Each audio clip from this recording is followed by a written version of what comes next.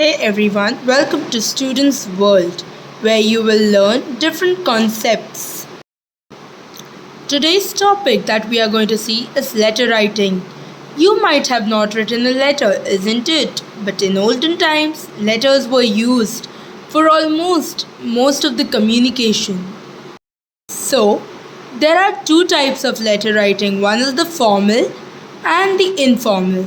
The formal letter is written to any professionals like the editor, the principal, or anyone who is in a particular position. And informal letters are written to your relatives, friends, parents, etc. Let's see some important points of formal letter. It's written for a business letter or professional letter.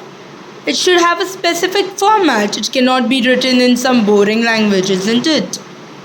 Or slang languages. Need to be to the point, and it should have a simple language. Now let's see the type of formal letters that normally come in your question paper. One is the application or the request letter. Okay, so let's see the part of a letter, the formal letter.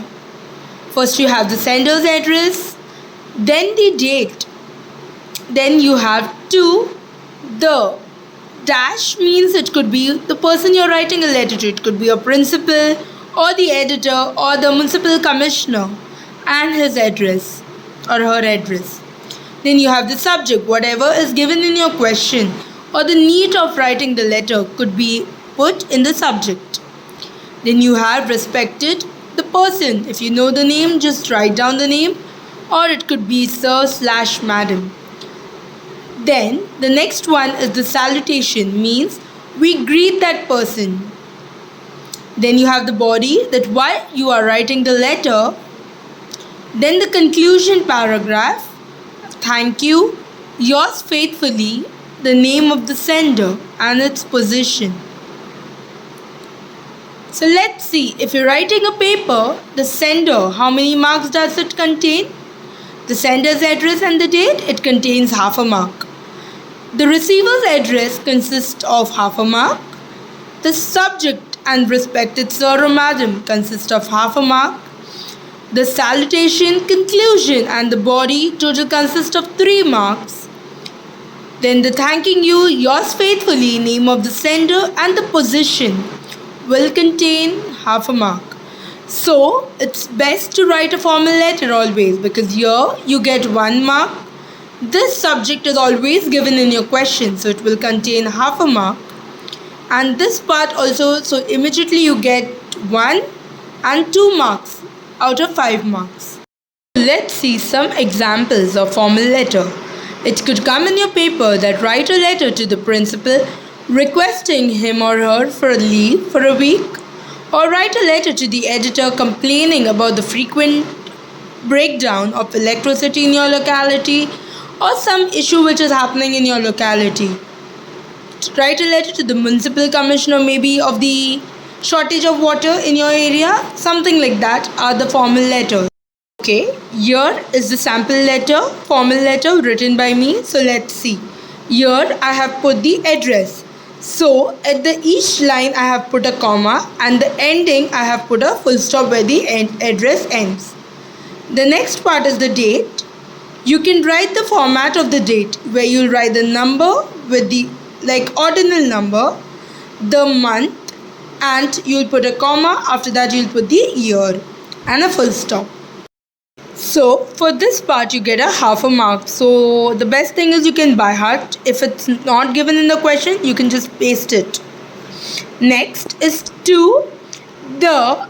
If it's given principal, you need to put principal. If it's given a teacher, you need to put teacher, based on the person that is given in your question. If it's a school principal, then you'll put the school name. If it's to the editor, you'll put the where the person is working. Next one is the subject. Supposing it is given for a leave, so you will write application for sick leave or application for a leave. If it said complaint letter, so you'll say complained about the water shortage. Understood? Then you will write respected sir or madam. If you know the name as specified before, you can write the name.